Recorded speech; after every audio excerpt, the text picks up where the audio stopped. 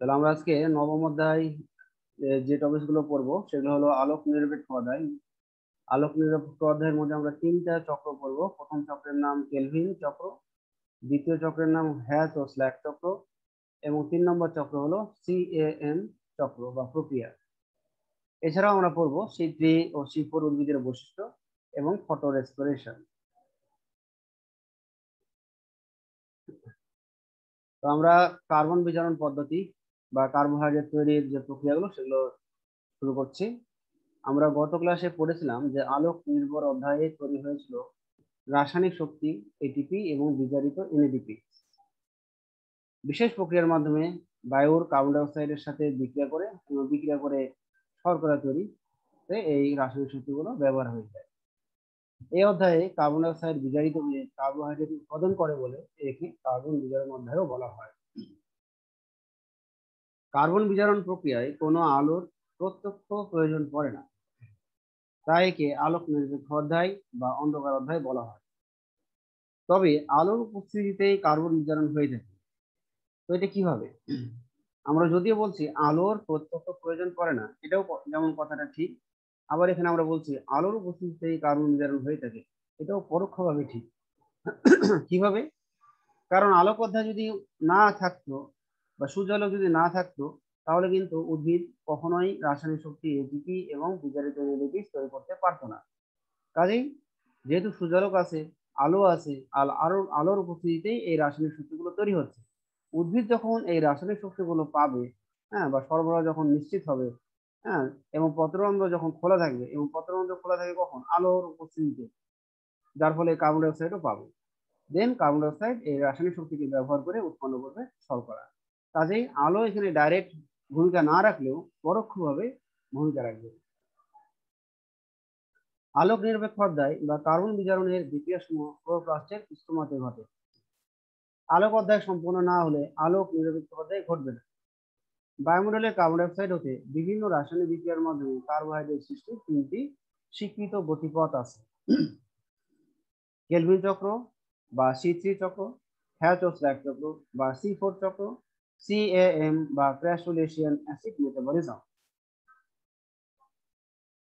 তো আমরা প্রথমে যাব হলো কেলভিন চক্র বা C3 চক্র।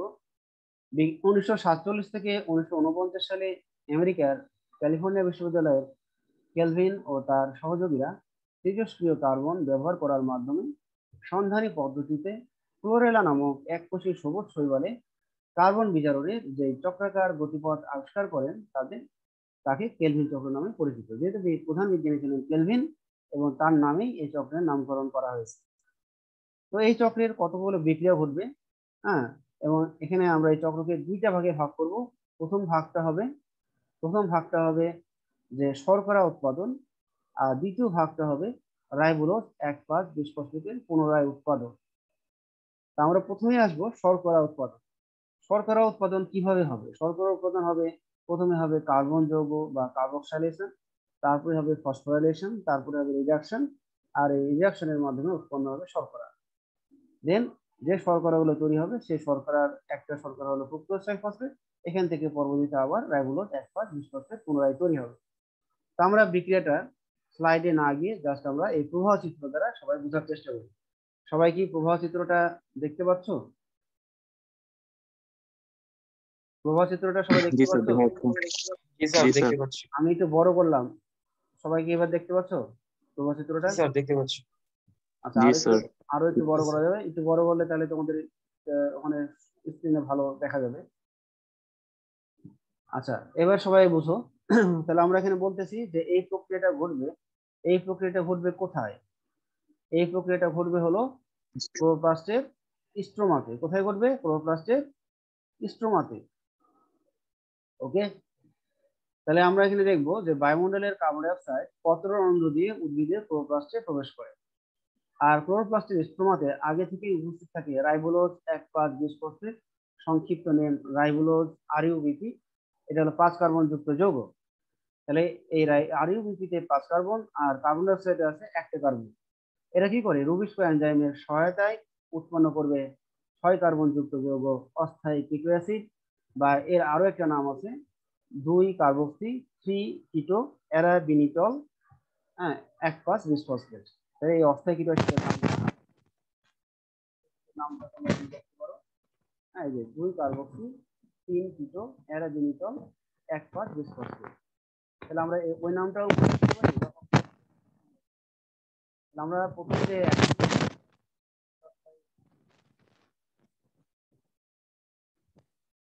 যে আমরা সবাই বলতাম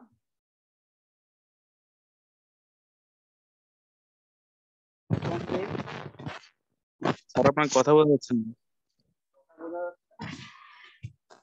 আমরা বলছি যে 1 নম্বর বিক্রিয়া কি আমরা সবাই বুঝতে পেরেছি? স্যার তখনও কথা বুঝিনি স্যার, আরেকবার বলবেন?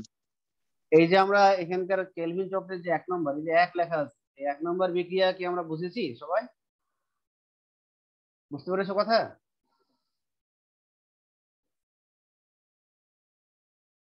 হুম।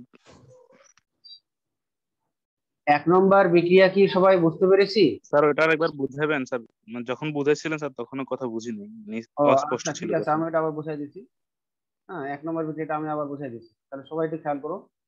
তাহলে এই বিক্রিয়াটা ক্লোরোপ্লাস্টের স্ট্রোমাতে ঘটবে। তাহলে বায়ু থেকে আসতেছে পত্ররন্ধ্র দ্বারা কার্বন ডাই অক্সাইড, এবং কার্বন ডাই অক্সাইড পত্ররন্ধ্র দিয়ে প্রবেশ করেছে উদ্ভিদের ক্লোরোপ্লাস্টে, মেসোফিল কোষের ক্লোরোপ্লাস্টে প্রবেশ করেছে। আর মেসোফিল কোষের ক্লোরোপ্লাস্টে আগে থেকে উপস্থিত থাকে রাইবোলোজ 1,5 বিসফসফেট, এটা হলো 5 কার্বন যৌগ। তাহলে রাইবোলোজ 1,5 বিসফসফেট এবং বায়ু থেকে আসা কার্বন ডাই অক্সাইড এখানে বিক্রিয়া অংশ নেয় রুবিস্কো এনজাইমের উপস্থিতিতে, এবং উৎপন্ন করে প্রথম অস্থায়ী কিটো অ্যাসিড, যার যেটা হলো 6 কার্বন যুক্ত যৌগ। তাহলে এই অস্থায়ী কিটো অ্যাসিডের আরো একটা নাম আছে 2 কার্বক্সি 3 কিটো বা 3 কিটো অ্যারাবিনিটল 1,5 বিসফসফেট। তাহলে এইভাবে 6 কার্বন যুক্ত যৌগ অস্থায়ী কিটো অ্যাসিড তৈরি হয়। এবার কি আমরা বুঝেছি 1 নম্বর বিক্রিয়াটা? জি স্যার বুঝেছি। আচ্ছা, সবাই মনোযোগী থাকবা। অস্থায়ী কিটো অ্যাসিডটা পানি পাওয়া মাত্রই, পানির উপস্থিতিতে এরা ভেঙে যায়, ভেঙে গিয়ে 2টি 3 কার্বন যুক্ত যৌগ তৈরি করে, যাদের নাম হলো 3 ফসফোগ্লিসারিক অ্যাসিড বা 3PGA। 2 নম্বর বিক্রিয়াটা বুঝলাম। Yes sir.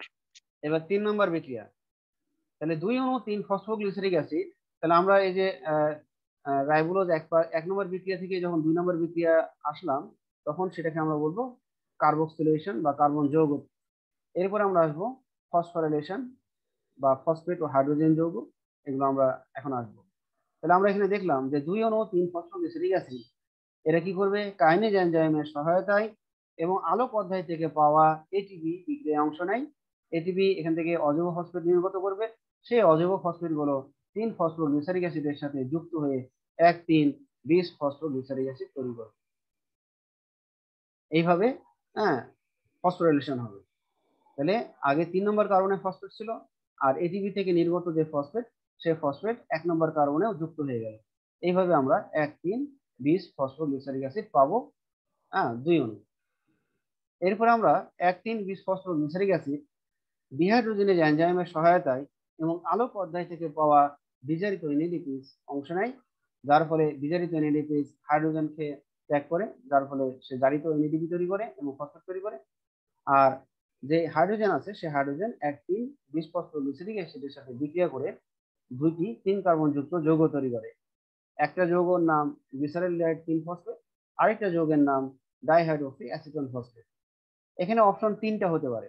তাহলে একটা অপশন তো ইতিমধ্যে বললাম যে 2টা 3 কার্বন যুক্ত যৌগ মানে গ্লিসারিলডাইড 3 ফসফেট এখনো প্লাস এখনো ডাইহাইড্রোক্সি অ্যাসিটোন 3 ফসফেট এটা তৈরি করতে পারে, অথবা 2 অণু গ্লিসারিলডাইড 3 ফসফেট এটাও তৈরি করতে পারে, অথবা 2 অণু ডাইহাইড্রোক্সি অ্যাসিটোন 3 ফসফেট এটা তৈরি করতে পারে। তবে যদি দুই অণু ডাইহাইড্রোক্সি অ্যাসিটোন 3 ফসফেট তৈরি করে, তখন কি করবে, আইসোমারেজ এনজাইমের সহায়তায় হ্যাঁ গ্লিসারিলডাইড 3 ফসফেট তৈরি করতে পারবে। আবার যদি 2 অণু গ্লিসারিলডাইড 3 ফসফেট তৈরি হয়, তাহলে নিজেদের সুবিধা মতো আইসোমারেজ এনজাইমের সহায়তায় গ্লিসারিলডাইড 3 ফসফেট আবার ডাইহাইড্রোক্সি অ্যাসিটোন 3 ফসফেটে রূপান্তর ঘটাতে পারে। তাহলে আমরা 4 আর 5 বিক্রিয়া সবাই বুঝলাম। জি স্যার বুঝেছি। আচ্ছা, এখানে আমরা কিছু খেয়াল করি। আমরা যখন বিক্রিয়া শুরু করেছিলাম, কার্বন ডাই অক্সাইড ছিল, সেই কার্বন ডাই অক্সাইড কয় অণু ব্যবহার করেছিলাম বিক্রিয়াতে? স্যার এখনো। 1 অণু, গুড। আর কয় অণু আরইউ বিক্রিয়া ব্যবহার করেছিলাম? আরইউবিপি কয় অণু ব্যবহার করেছিলাম? Ribulose 1,5 bisphosphate. এখানে তো কয়টা এটা তো এক দেওয়া আছে? অণু। একটাই। তাহলে এইভাবে এখনো কার্বন ডাইঅক্সাইড এবং এখনো আরইউবিপি এরা যখন বিক্রিয়া অংশ নেয় এবং বিক্রিয়া শেষে যখন আমরা এখানে দেখতে পাচ্ছি যে 2টি 3 কার্বন যুক্ত যৌগ তৈরি করে। ঠিক আছে? তাহলে যদি আমরা জানি যে সালোক সংশ্লেষণ বিক্রিয়ায় কয় অণু কার্বন ডাইঅক্সাইড ব্যবহার হয়, গত ক্লাসে বিক্রিয়াটা দেখিয়েছিলাম। সালোক সংশ্লেষণ বিক্রিয়ায় কার্বন ডাইঅক্সাইড কয় অণু ব্যবহার হয়? কেউ বলতে পারলা না?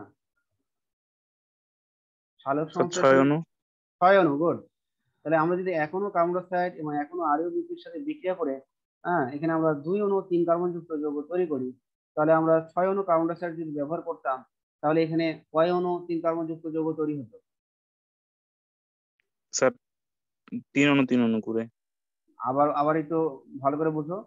এখনো কার্বন ডাইঅক্সাইড ব্যবহার করে আমরা কয়টা 3 কার্বন যৌগ তৈরি করছি? কয়টা? একটা কার্বন ডাইঅক্সাইড ব্যবহার করে কয়টা 3 কার্বন যুক্ত যৌগ তৈরি করছি? আগে এটার অ্যান্সার দাও। স্যার 2টা। 2টা। তাহলে 6টা কার্বন ডাইঅক্সাইড যদি ব্যবহার করতাম এবং 6টা আরইউ বিপি যদি ব্যবহার করতাম, তাহলে আমরা এখানে কয়টা 3 কার্বন যৌগ তৈরি করতাম? 12টা পেতাম স্যার। 12টা। হ্যাঁ, এবার লাইনে আসছে 12টা। আচ্ছা, এখন আমরা এখানে দেখবো, এখন আমরা দেখবো যে 6 নম্বর বিক্রিয়াটা। এখনো গ্লিসারল 3 ফসফেট এবং ডাইহাইড্রক্সি অ্যাসিটন 3 ফসফেট অ্যালডোলেজ এনজাইমের সহায়তায় উৎপন্ন করে ফ্রুক্টোজ 1,6 বিসফসফেট, যা 6 কার্বন যুক্ত যৌগ। এবার 6 কার্বন যুক্ত যৌগ ফ্রুক্টোজ 1,6 বিসফসফেট পানির উপস্থিতিতে ফসফেটেজ এনজাইমের সহায়তায় বিক্রিয়ায় অংশ নেয়, যার ফলে ফ্রুক্টোজ 1,6 বিসফসফেটের 1 নম্বর কার্বনের যে ফসফেট আছে সেটা বের হয়ে যায় এবং উৎপন্ন করে ফ্রুক্টোজ 6 ফসফেট। তাহলে 6 আর 7 বিক্রিয়া বুঝলা? 6 বিক্রিয়া আর 7 নম্বর বিক্রিয়া বুঝতে পারলা? জি স্যার, বুঝেছি।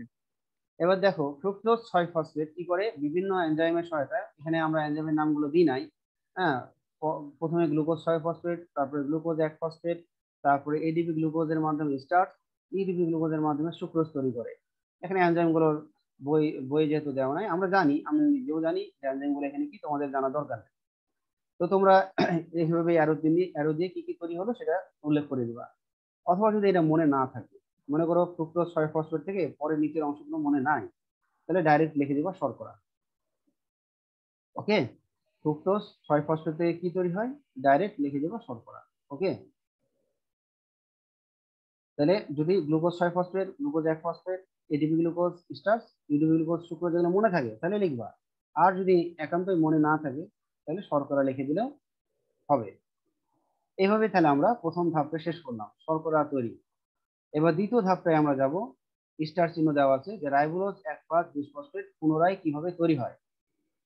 তাহলে আমরা এখানে দেখতে পাচ্ছি যে ফ্রুক্টোজ 6 ফসফেট, এটা 6 কার্বন যুক্ত যৌগ, আর উপরে আছে গ্লিসারিল 3 ফসফেট 3 কার্বন যুক্ত যৌগ। বিক্রিয়ায় অংশ নেয় ট্রান্সকিটোলেজ এনজাইম, বিক্রিয়ায় সাহায্য করে এবং উৎপন্ন করে 4 কার্বন যুক্ত যৌগ ইরিথ্রো 4 ফসফেট আর 5 কার্বন যুক্ত যৌগ জাইলুলোজ 5 ফসফেট। তাহলে 4 5 9 আবার হয়ে গেল। এবার জাইলুলোজ 5 ফসফেট পরবর্তীতে আবার ইপিমারেজ এনজাইমের উপস্থিতিতে উৎপন্ন করে রাইবোলোজ 5 ফসফেট, সেটাও 5 কার্বন। রাইবোলোজ 5 ফসফেট কাইনেজ এনজাইমের উপস্থিতিতে আলোক অধ্যায় থেকে আসা এটিপির সহায়তায় বিক্রিয়া অংশ নেয় এবং উৎপন্ন করে রাইবোলোজ 1,5 বিসফসফেট। তাহলে এটিপি থেকে একটা যে অজৈব ফসফেট নির্গত হয়, সেই অজৈব ফসফেট রাইবোলোজ 5 ফসফেটের 1 নম্বর কার্বনে যুক্ত হয়ে রাইবোলোজ 1,5 বিসফসফেট উৎপন্ন করে। তাহলে এইভাবে রাইবোলোজ 1,5 বিসফসফেট পুনরায় উৎপাদন হতে থাকবে আর বিক্রিয়াকে সচল রাখবে। আচ্ছা, কিছুক্ষণ আগে তোমাদের বলেছিলাম যে বিক্রিয়ায় আমরা জানি যে 6 অণু কার্বন ডাইঅক্সাইড ব্যবহার হয় আর এখানে 12টি 3 কার্বন যুক্ত যৌগ তৈরি হয়, এটা আমাদের মনে ছিল। তাহলে 12টির মধ্যে 2টি 3 কার্বন যুক্ত যৌগ বিভিন্ন বিক্রিয়ার মাধ্যমে উৎপন্ন করবে শর্করা। তাহলে 12টার মধ্যে যদি 2টা 3 কার্বন যুক্ত যৌগ বের হয়ে যায় শর্করা তৈরির জন্য, তাহলে কয়টা থাকে? 10টা থাকবে বাকি। 10টা থাকবে। 10টা 3 কার্বন যুক্ত যৌগ মানে কি, 3 10 30টা কার্বন। 10টা যৌগে মোট 30টা কার্বন থাকবে। এই 10টা 3 কার্বন যুক্ত যৌগ পুনরায় বিভিন্ন এনজাইমের উপস্থিতিতে বিক্রিয়া করে বিক্রিয়ার শেষে রাইবোলোজ 1,5,20 ফসফেট তৈরি হয়, তাই না? তাহলে এখানে আমরা কয়টা পাবো? 10টা 3 কার্বন যৌগ থেকে কয়টা আরইউবিপি পাবো? 6টা। 6টা, কারণ 30টা কার্বন আছে, আর 5 6 30। তাহলে এইভাবে আমরা কিন্তু এই 6 অণু কার্বন ডাইঅক্সাইড ব্যবহার করে, হ্যাঁ, এর মধ্যে 2 অণু 3 কার্বন যুক্ত যৌগ সরকারি তৈরিতে খরচ হবে, আর বাকি যে 10টা 3 কার্বন যুক্ত যৌগ আছে তারা বিভিন্ন বিক্রিয়ার মাধ্যমে শেষে পুনরায় রাইবোলোজ 1,5,20 ফসফেট উৎপাদন করতে থাকবে। এইভাবে বিক্রিয়া সচল থাকবে। তাহলে সবাই বুঝতে পেরেছো প্রক্রিয়াটা? জি স্যার। তাহলে আমরা স্লাইড গুলো আর পড়লাম না।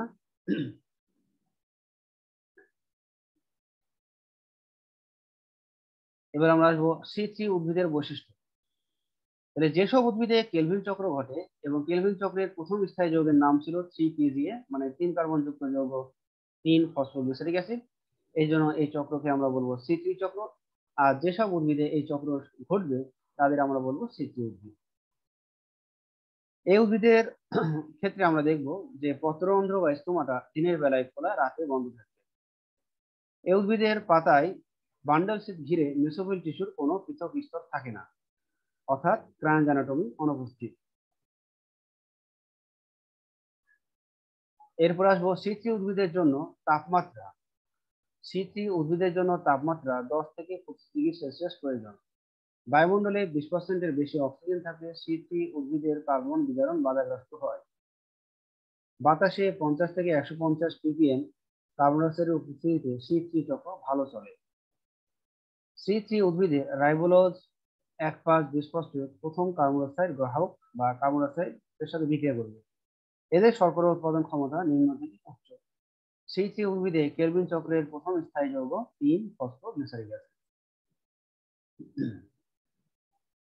শৈবাল, ব্রায়োফাইটস, টেরিডোফাইটস, নগ্নবীজ উদ্ভিদে সালোক সংশ্লেষণ পর্যবেক্ষণ করা হয়েছে। এই সব উদ্ভিদে C3 চক্র পাওয়া গেছে। অধিকাংশ আবৃতবীজ উদ্ভিদ, বিশেষ করে দ্বিবীজপত্রী উদ্ভিদ যেমন আম, জাম, কাঁঠাল ইত্যাদি উদ্ভিদে C3 চক্র দেখা যাবে। আর কিছু একবীজপত্রী উদ্ভিদ যেমন ধান আর পাট, এদের ক্ষেত্রে C3 চক্র লক্ষ্য করা যায়। তবে আমরা জানি অধিকাংশ একবীজপত্রী উদ্ভিদে সাধারণত C4 চক্র সম্পন্ন হয়। তো আমরা এবার যাব C4 চক্র। তো C4 চক্র যাওয়ার আগে আরো একটা জিনিস তোমাদের বোঝাতে হবে, সেটা হলো আলোক শোষণ বা ফটো রেসপিরেশন। আলোর আমরা সবাই জানি যে রেসপিরেশনের জন্য আলোর দরকার নাই, অন্ধকারেই হতে পারে, মানে আলো রেসপিরেশনের জন্য আলো ম্যান্ডেটরি না। কিন্তু আমরা দেখবো যে C3 উদ্ভিদে আলোর উপস্থিতিতে কিছু রেসপিরেশন ঘটে। তাহলে কিভাবে ঘটে? আলোর সাহায্যে C3 উদ্ভিদ অক্সিজেন গ্রহণ করে এবং কার্বন ডাইঅক্সাইড ত্যাগ করার প্রক্রিয়াকে ফটো রেসপিরেশন বলা হয়। সবুজ উদ্ভিদে কেলভিন চক্র চলাকালে পরিবেশে তীব্র আলো এবং উচ্চ তাপমাত্রার সৃষ্টি হলে ফটোসিনথেসিস না হয়ে ফটো রেসপিরেশন ঘটে। ক্লোরোপ্লাস্টে কার্বন ডাইঅক্সাইডের পরিমাণ কম এবং অক্সিজেনের পরিমাণ বেশি হলেই এই প্রক্রিয়াটি ঘটে। তীব্র আলো ও অধিক তাপমাত্রা সাধারণত 30 ডিগ্রি সেলসিয়াসের উপর গাছে পানি সংরক্ষণের জন্য পত্ররন্ধ্র বন্ধ হয়ে যায়, ফলে পাতার ভিতরে কার্বন ডাইঅক্সাইড গ্যাস কম হয়ে পড়ে। এমত অবস্থায় রাইবোলোজ 1,5,20 ফসফেট কার্বন ডাইঅক্সাইডের পরিবর্তে অক্সিজেনের সাথে বিক্রিয়া করা শুরু করে এবং 2 কার্বন বিশিষ্ট যৌগ গ্লাইকোলেট তৈরি করে। গ্লাইকোলেট ক্লোরোপ্লাস্ট ত্যাগ করে সাইটোপ্লাজমে আসে এবং পারঅক্সিজম অঙ্গাণুতে প্রবেশ করে। পারঅক্সিজম অঙ্গাণুতে প্রবেশ করে গ্লাইকোলেট অক্সিজেনের সাথে বিক্রিয়া করে দ্রব্য তৈরি করে, যা মাইটোকন্ড্রিয়াতে প্রবেশ করে এবং বিক্রিয়া শেষে কার্বন ডাইঅক্সাইড ত্যাগ করে। কাজেই ফটো রেসপিরেশন প্রক্রিয়াটি ক্লোরোপ্লাস্ট, পারঅক্সিজম এবং মাইটোকন্ড্রিয়া এই 3টি অঙ্গাণু অংশ নেয় এবং এই প্রক্রিয়াতে আমরা দেখব C3 উদ্ভিদে 25% সালোক সংশ্লেষণ কমে যায়। তো আমরা এই বিক্রিয়াটি একটা প্রবাহ চিত্র দ্বারা তোমাদেরকে বোঝাচ্ছি। হ্যাঁ, প্রবাহ চিত্রটা আমি বড় করছি, সবাই ছবিটা দেখতে পাচ্ছ? আচ্ছা, সবাই আমরা প্রবাহ চিত্রটা বুঝি, তাহলে আরো ক্লিয়ার হবে। এটা তোমাদের লেকচারে দেওয়া ছিল না, আমি এটা সকালে এটা তৈরি করে জাস্ট এটা অ্যাড করে দিয়েছি। এবার একটু খেয়াল করো। তাহলে বায়ুমণ্ডলে আমরা এই গোল চিহ্নটা ধরে নিলাম সাইটোপ্লাজম। তাহলে বাইরে আমরা বায়ুমণ্ডল, সেই বায়ুমণ্ডলে তাপমাত্রা 30 ডিগ্রি সেলসিয়াস বা তার বেশি। তাহলে এই সময় C3 উদ্ভিদ কি করবে? তার পত্ররন্ধ্র বন্ধ করে ফেলবে। আর পত্ররন্ধ্র বন্ধ করে ফেললে কি ঘটনা ঘটবে? হ্যাঁ, পত্ররন্ধ্র সাময়িকভাবে বন্ধ থাকলে বায়ু থেকে যে কার্বন ডাই অক্সাইড, সেই কার্বন ডাই অক্সাইড ক্লোরোপ্লাস্টে কম প্রবেশ করবে। এভাবে ক্লোরোপ্লাস্টে কার্বন ডাই অক্সাইড কম হবে। আর যে পরিমাণ কার্বন ডাই অক্সাইড আগে প্রবেশ করেছিল তারা সালোক সংশ্লেষণের মাধ্যমে কি করবে, শর্করা তৈরি করবে এবং অক্সিজেন তৈরি করবে। যেহেতু তাপমাত্রা বেশি থাকার কারণে সাময়িকভাবে পত্ররন্ধ্র বন্ধ আছে, এই কারণে সালোক সংশ্লেষণে যে অক্সিজেন তৈরি হয় সেই অক্সিজেন পত্ররন্ধ্র দিয়ে বায়ুতে যেতে পারে না, যার ফলে ক্লোরোপ্লাস্টে অক্সিজেন বেশি হয়ে যায়। তাহলে আমরা কার্বন ডাই অক্সাইড কম আর অক্সিজেন বেশি হওয়ার কারণটা কি সবাই উপলব্ধি করলাম? কেন কম আর কেন বেশি হলো? ক্লোরোপ্লাস্টে কার্বন ডাই অক্সাইড কম কেন আর অক্সিজেন বেশি হলো কেন, এটা কি আমরা সবাই বুঝতে পেরেছি? Response please. না জি বুঝতে স্যার, পারলাম? বুঝতে পেরেছি। আচ্ছা, থ্যাংক ইউ। তাহলে আমরা এইভাবে দেখলাম যে পত্ররন্ধ্র বন্ধ থাকার কারণে অক্সিজেন যেতে পারছে না। এখন আমরা জানি যে সালোক সংশ্লেষণে জানি যে রাইবোলোজ, এক পাঁচ বিশ ফসফেট এরা কার্বন ডাই অক্সাইডের সাথে বিক্রিয়া করে, কিন্তু কার্বন ডাই অক্সাইড তো ক্লোরোপ্লাস্টে কম, এই জন্য তারা তার সাথে বিক্রিয়া করবে না, বিক্রিয়া করবে অক্সিজেনের সাথে, এবং অক্সিজেনের সাথে বিক্রিয়া করে গ্লাইকোলেট যৌগ তৈরি করবে, যেটা 2 কার্বন যুক্ত যৌগ। তাহলে ক্লোরোপ্লাস্টের এই যৌগটি সাইটোপ্লাজমে চলে আসে, এবং এই যে আমরা এখানে লিখে রেখেছি সাইটোপ্লাজম, সাইটোপ্লাজম কিন্তু আমরা লিখে রেখেছি। তাহলে সাইটোপ্লাজম, আর সাইটোপ্লাজমে গ্লাইকোলেট আছে, গ্লাইকোলেট এবার চলে যাবে পার অক্সিজম নামক অঙ্গাণুতে, সেখানে অক্সিজেন আছে, সেই অক্সিজেনের সাথে গ্লাইকোলেট বিক্রিয়া করে কিছু দ্রব্য তৈরি করবে, সেই দ্রব্য আবার সাইটোপ্লাজমে আসবে এবং এসে মাইটোকন্ড্রিয়াতে ঢুকবে, এবং মাইটোকন্ড্রিয়াতে বিভিন্ন ধরনের বিক্রিয়ার মাধ্যমে হ্যাঁ উৎপন্ন করবে কার্বন ডাই অক্সাইড, এবং এই কার্বন ডাই অক্সাইড গুলো এইভাবে নির্গত হবে। তাহলে আমরা বলেছিলাম যে তাপমাত্রা 30 ডিগ্রি বা তার বেশি হলে তখন কি হবে, শীতল উদ্ভিদের ক্লোরোপ্লাস্ট কার্বন ডাই অক্সাইডের পরিবর্তে অক্সিজেন গ্রহণ করে, আর বিক্রিয়া শেষে কার্বন ডাই অক্সাইডকে আবার ত্যাগ করে। এইভাবে এই ধরনের শোষণ বা এই ধরনের রেসপিরেশনকে আমরা বলবো ফটো রেসপিরেশন। আর আমরা এখানে দেখতে পাচ্ছি যে ক্লোরোপ্লাস্ট, পারঅক্সিজম এবং মাইটোকন্ড্রিয়া তিনটা অঙ্গাণুই এই বিক্রিয়াগুলোতে অংশ নিচ্ছে। তাহলে আমরা ফটো রেসপিরেশন সবাই বুঝেছি।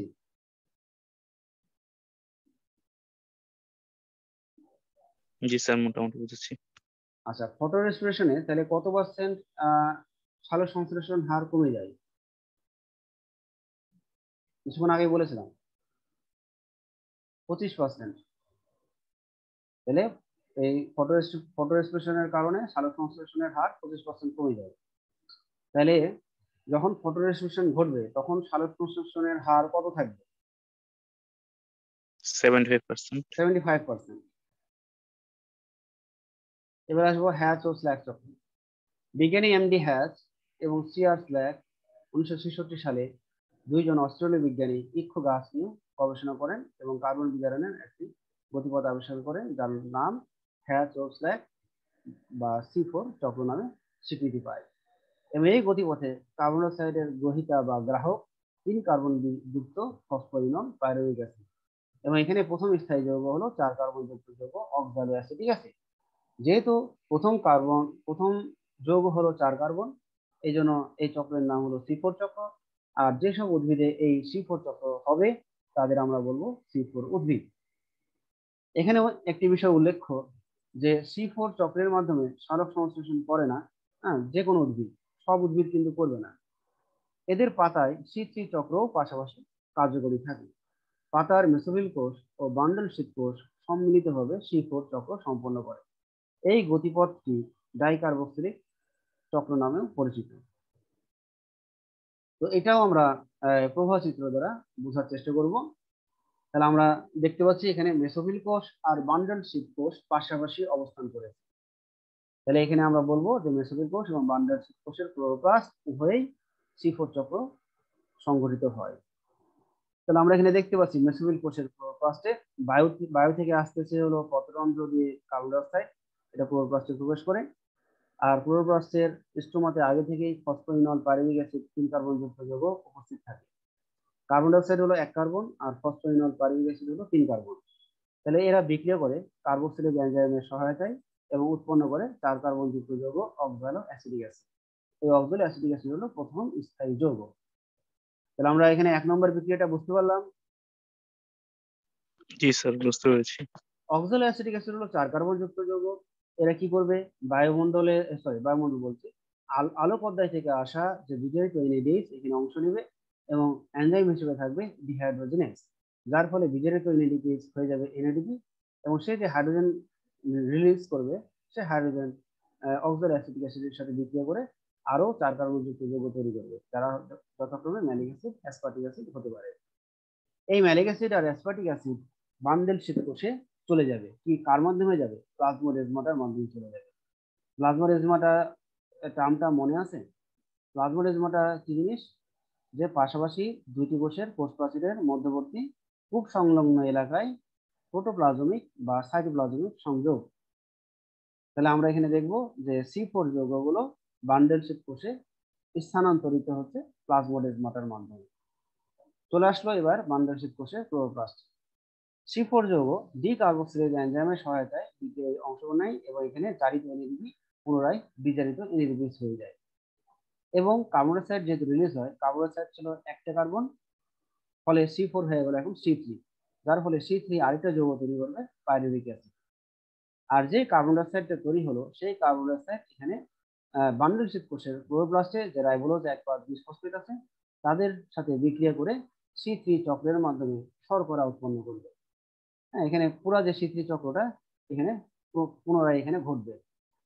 আমরা C3 উদ্ভিদের ক্ষেত্রে দেখেছিলাম যে C3 চক্র ঘটেছিল মেসোফিল কোষের ক্লোরোপ্লাস্টে, আর আমরা C4 এ দেখব যে C3 চক্র ঘটবে বান্ডেল শীত কোষের ক্লোরোপ্লাস্টে। তাহলে এইভাবে আমরা 4 নম্বর বিক্রিয়াটা শেষ করবো। তাহলে 4 নম্বর বিক্রিয়াটা আমরা সবাই বুঝলাম? 4 নম্বর বিক্রিয়াটা সবাই বুঝেছি? স্যার একবার বুঝাবেন আচ্ছা, আবার বোঝাচ্ছি। তাহলে আমরা এখানে বললাম যে মেসোফিল কোষের ক্লোরোপ্লাস্ট থেকে C4 যৌগ এরা চলে আসলো বান্ডেল কোষের ক্লোরোপ্লাস্টে প্লাজমোডেজমাটার দ্বারা। এখানে আসার পর কি হলো যে বান্ডেল কোষের ক্লোরোপ্লাস্টে যে এনজাইম আছে ডিকার্বক্সিলেজ, এই এনজাইমের উপস্থিতিতে এবং জারিত এনএডিপি এখানে থাকে, সেই জারিত এনএডিপি C4 যৌগগুলো থেকে হাইড্রোজেনের সাথে বিক্রিয়া করে বিজারিত এনএডিপি হয়ে যায়। যেহেতু C4 হলো 4 কার্বন যুক্ত যৌগ, এখান থেকে একটা কার্বন কার্বন ডাইঅক্সাইড হিসেবে বের হয়ে যায় আর বাকি থাকে 3টা কার্বন, সেই 3টা কার্বন মিলে তৈরি করে pyruvic acid. Carbon dioxide bundle শীত কোষের ক্লোরোপ্লাস্টে যে রাইবোলোজ 1,5-বিসফসফেট আছে তাদের সাথে বিক্রিয়া করার মাধ্যমে শেষে শর্করা তৈরি করে। হ্যাঁ, এইভাবে বান্ডেল শীত কোষের ক্লোরোপ্লাস্টে C3 চক্রের মাধ্যমে শর্করা উৎপন্ন হয়। এবার পাইরুভিক অ্যাসিড আসছে। তাহলে পাইরুভিক অ্যাসিড 3 কার্বন যুক্ত যৌগ, এরা কি করবে, প্লাজমোডেজমাটার মাধ্যমে বান্ডেল শীত কোষের ক্লোরোপ্লাস্ট থেকে সরাসরি চলে আসবে মেসোফিল কোষের ক্লোরোপ্লাস্টে। মেসোফিল কোষের ক্লোরোপ্লাস্টে এসে কি করবে, মেসোফিল কোষের ক্লোরোপ্লাস্টে এসে এরা কি করবে, যে আলোক অধ্যায় থেকে পাওয়া যে এটিপি আছে সেই এটিপি এখানে অংশ নেবে এবং পাইরুভিক অ্যাসিড কাইনেজ এনজাইমের সহায়তায় এটিপি এখানে ভেঙে যে ফসফেট নির্গত করে সেই ফসফেট পাইরুভিক অ্যাসিডের সাথে বিক্রিয়া করে এবং উৎপন্ন করে ফসফোরিনল পাইরুভিক অ্যাসিড, যেটাও 3 কার্বন যুক্ত যৌগ। এইভাবে ফসফোরিনল পাইরুভিক অ্যাসিড উৎপন্ন হতে থাকে আর বায়ুমণ্ডল থেকে আসা কার্বন ডাইঅক্সাইড এদের সাথে বিক্রিয়া করে বিক্রিয়াকে সচল রাখে। বুঝতে পারলা? জি স্যার। তাহলে এগুলো ছিল সব স্লাইড। আমরা এখানে আরেকটা গুরুত্বপূর্ণ জিনিস করবো যে বান্ডেল কোষে কার্বন ডাইঅক্সাইডের অভাব হয় না, তাই কোনো ফটো রেসপিরেশন হয় না, ফলে কার্বন বিজারণ হার অধিক হয়। কারণ আমরা এখানে দেখতে পাচ্ছি যে মেসোফিল কোষ কি করছে, যে 4 কার্বন যুক্ত যৌগগুলো পাঠাচ্ছে বান্ডেল কোষে, এরাই বিক্রিয়ার মাধ্যমে কার্বন ডাইঅক্সাইড সরবরাহ অক্ষুণ্ণ থাকছে, এই কারণে এখানে কার্বন ডাইঅক্সাইডের অভাব হয় না। C4 গতিপথের ভিন্নতা। তাহলে C4 এই গতিপথকে 3টা বৈশিষ্ট্যের আলোকে আমরা 3 ভাগে ভাগ করতে পারি। বৈশিষ্ট্যগুলো কি কি? বান্ডেল কোষে স্থানান্তরিত C4 অ্যাসিডের ধরন। C4 অ্যাসিড ম্যালিক অ্যাসিড হতে পারে, অ্যাসপার্টিক অ্যাসিড হতে পারে। তারপরে মেসোফিল কোষে স্থানান্তরিত C3 অ্যাসিডের ধরন। তাহলে আমরা ওখানে দেখেছিলাম পাইরুভিক অ্যাসিড, অনেক সময় ফসফোরিনল পাইরুভিক অ্যাসিডও হতে পারে। বান্ডেল কোষে ডিকার্বক্সিলেশন এনজাইমের প্রকার। এই 3 বৈশিষ্ট্যের ভিত্তিতে আমরা 3 প্রকার C4 গতিপথ লক্ষ্য করব। প্রথমটার নাম NADP ম্যালিক এনজাইম প্রকার, ইক্ষু, ভুট্টা, ক্র্যাপ ঘাস, জোয়ার বা সরগম উদ্ভিদে এটা হয়। এনএডিপি ম্যালিক এনজাইম প্রকার পাউন, মিল্লার বা মিলেট, চীনা উদ্ভিদে এই এই এই গতিপথ লক্ষ্য করা যায়।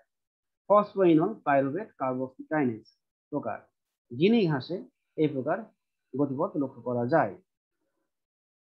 আচ্ছা, এখানে আমরা একটা স্লাইডের মাধ্যমে তোমাদের বোঝাচ্ছি যে ক্র্যাঞ্জ অ্যানাটমি। ক্র্যাঞ্জ অ্যানাটমিটা কি? ক্র্যাঞ্জ অ্যানাটমিটা হলো যে এটা হলো C4 উদ্ভিদের পাতার একটা বৈশিষ্ট্য। ক্র্যাঞ্জ অ্যানাটমি C3 উদ্ভিদের পাতায় পরিলক্ষিত হয় না। তাহলে আমরা এখানে দেখতে পাচ্ছি যে ভাস্কুলার বান্ডেল কেন্দ্রে আছে, আর ভাস্কুলার বান্ডেলকে ঘিরেই আমরা দেখব মেসোফিল বান্ডেল শীট কোষ। হ্যাঁ, খয়েরি বর্ণের যে কোষগুলো সেগুলো হলো বান্ডেল শীট কোষ, আর বান্ডেল শীট কোষকে ঘিরে রয়েছে মেসোফিল কোষ। তাহলে আমরা C4 উদ্ভিদের পাতায় এরকম আমরা দেখবো যে বান্ডেল শীট কোষ আর মেসোফিল কোষ পরস্পর পাশাপাশি অবস্থান করেছে, যেটা C4 উদ্ভিদের পাতায় বিদ্যমান। কিন্তু C3 উদ্ভিদে যদি আমরা খেয়াল করতাম, তাহলে C3 উদ্ভিদে এই ভাস্কুলার বান্ডেলের বাইরে এই বান্ডেল শীট কোষগুলো থাকতো না। হ্যাঁ, তাদের ক্ষেত্রে আমরা শুধু মেসোফিল কোষই দেখতে পেতাম। তাহলে C4 উদ্ভিদে এই ক্র্যাঞ্জ অ্যানাটমি পরিলক্ষিত হয়।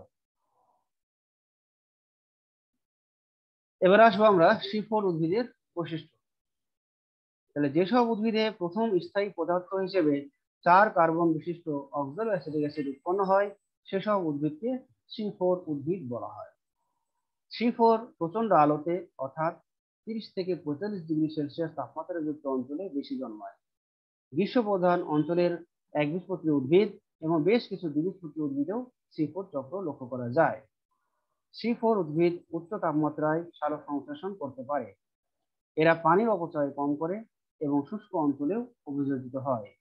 বান্ডেল শীত কোষ ও মেসোফিল কোষে অনেক প্লাজমোডেজমাটা থাকে। C4 উদ্ভিদের পাতার বান্ডেল শীত কোষে ক্লোরোপ্লাস্ট থাকে। বান্ডেল শীত কোষগুলো ভাস্কুলার বান্ডেলের সাথে অরিভাবে অবস্থান করে। বান্ডেল শীতের মাঝে যে ক্লোরোপ্লাস্ট দেখা যায় তাতে গ্রানা অনুপস্থিত, কিন্তু মেসোফিল কোষে উন্নত প্রকৃতির গ্রানা বিদ্যমান, যেমন ইক্ষু উদ্ভিদের পাতা। C4 উদ্ভিদের মেসোফিল কোষে রাইবোলোজ, 1,5-বিসফসফেট কার্বক্সিলেজ নামক এনজাইমের কার্যকারিতা অনুপস্থিত। এনএডিপি ম্যালিক এনজাইমের উপস্থিতিতে বান্ডেল শীট ক্লোরোপ্লাস্টে C3 চক্র পরিচালনার প্রয়োজনীয় দ্বিপাক্ষিক শক্তি NADPH+H+ উৎপাদিত হয়। বান্ডেল শীট ক্লোরোপ্লাস্টে প্রচুর স্টার্চ দানা থাকে, কিন্তু মেসোফিল ক্লোরোপ্লাস্টে স্টার্চ দানা থাকে না। রুবিস্কো এনজাইম মেসোফিলে থাকে না, বান্ডেল শীটে অবস্থান করে। C4 উদ্ভিদে ফটো রেসপিরেশন বা আলোক শোষণ প্রায় অনুপস্থিত এবং সহজে শনাক্ত করা যায় না, তাই সালোক শোষণে উৎপাদিত শর্করার অবস্থায় কম হয়। তাহলে এইভাবে C4 এর উদ্ভিদের বৈশিষ্ট্যগুলো আমরা মনে রাখবো।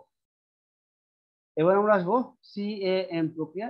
এটা সম্পর্কে খুব বেশি আমাদের জানার দরকার নাই, এর গতিপথ আমাদের জানা দরকার নাই, জাস্ট কিছু ইনফরমেশন জানলেই হবে।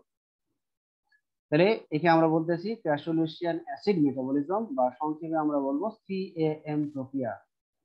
পাথরকুচি যে উদ্ভিদ আছে, পাথরকুচি উদ্ভিদের গোত্রের নাম হলো ক্যাসোলেসি গোত্র। তাহলে এই গোত্রের উদ্ভিদে এই প্রক্রিয়াটি দেখা যায়। এই উদ্ভিদগুলো উষ্ণ আবহাওয়ায় বেঁচে থাকে। এই উদ্ভিদগুলো রাত্রে পত্ররন্ধ্র খোলা থাকে। দিনের বেলায় এদের পাতায় জৈব অ্যাসিডের পরিমাণ কমে যায়।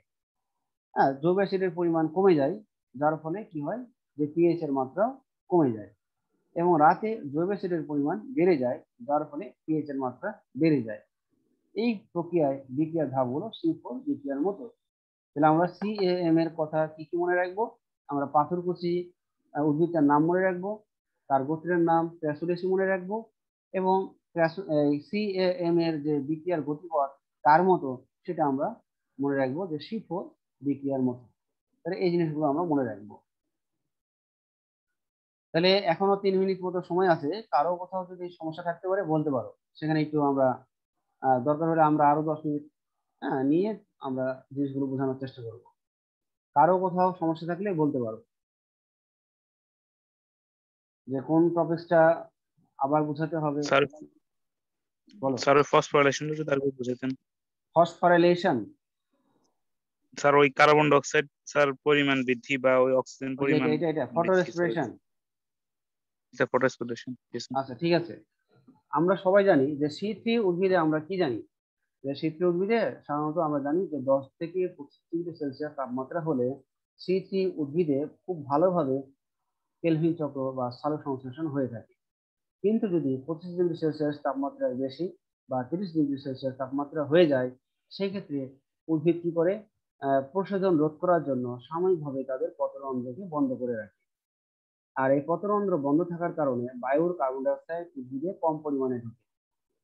আর উদ্ভিদে যে সালোক সংশ্লেষণ ঘটছে, এই একই কারণে সালোক সংশ্লেষণে যে অক্সিজেন গুলো উৎপন্ন হবে, সেই অক্সিজেন গুলো পত্ররন্ধ্র বন্ধ থাকায় বায়ুতে ফিরে যেতে পারে না। এই কারণে উদ্ভিদের ক্লোরোপ্লাস্টে কার্বন ডাই অক্সাইডের পরিমাণ কমে যায় আর অক্সিজেনের পরিমাণটা বেড়ে যায়। তাহলে এই কার্বন ডাই অক্সাইড কমা এবং অক্সিজেন বাড়ার মেকানিজমটা বুঝতে পারলা? জি স্যার, বুঝেছি। আচ্ছা, এবার আমরা কি বলবো যে ক্লোরোপ্লাস্টের স্ট্রোমাতে রাইবোলোজ 1,5 বিসফসফেট থাকে। তারা তখন কি করবে, কার্বন ডাই অক্সাইডকে বাদ দিয়ে অক্সিজেনের সাথে বিক্রিয়া করে 2 কার্বন যুক্ত যৌগ গ্লাইকোলেট তৈরি করে। এই গ্লাইকোলেট ক্লোরোপ্লাস্ট থেকে বের হয়ে যায়, সাইটোপ্লাজমে আসে এবং সাইটোপ্লাজম থেকে এরা চলে যায় পার অক্সিজম নামক অঙ্গাণুতে। সেখানে অক্সিজেনের সাথে বিক্রিয়া করে কিছু দ্রব্য তৈরি করে গ্লাইকোলেট। গ্লাইকোলেট আর অক্সিজেন বিক্রিয়া করে কিছু দ্রব্য তৈরি করে। এই দ্রব্যগুলো আবার পার অক্সিজম থেকে নির্গত হয়ে সাইটোপ্লাজমে আসে এবং সাইটোপ্লাজম থেকে এরা আবার মাইটোকন্ড্রিয়াতে প্রবেশ করে এবং মাইটোকন্ড্রিয়াতে বিভিন্ন বিক্রিয়ার ফলে উৎপন্ন করে কার্বন ডাই অক্সাইড, যেটা আবার নির্গত হয় সাইটোপ্লাজমে। এইভাবে এইভাবে কার্বন ডাই অক্সাইড নির্গত হচ্ছে। আর প্রথমে আমরা বলেছিলাম যে অক্সিজেনের সাথে রাইবোলোজ 1,5 বিসফসফেট বিক্রিয়া করছে। ওকে। জি স্যার।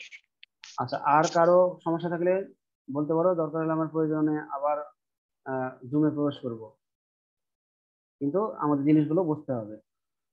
আর কারো কোথাও সমস্যা আছে? C3 চক্র, C4 চক্র।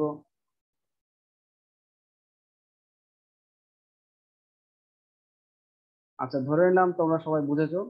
তারপরে যদি কারো সমস্যা মনে করো, আগে স্লাইড গুলো ভালো করে পড়ো আজকে। আর যদি মনে করো যে নেক্সট ক্লাসে আমার আরো কিছু বোঝার দরকার আছে, অবশ্যই আমাকে বলবা। ঠিক আছে, তোমাদের বোঝানোর জন্য আমরা আছি। তো ঠিক আছে, সবাই ভালো থাকো, হ্যাঁ, নিরাপদে থাকো। খোদা হাফেজ। ওকে স্যার, আসসালামু আলাইকুম। ওয়ালাইকুম আসসালাম।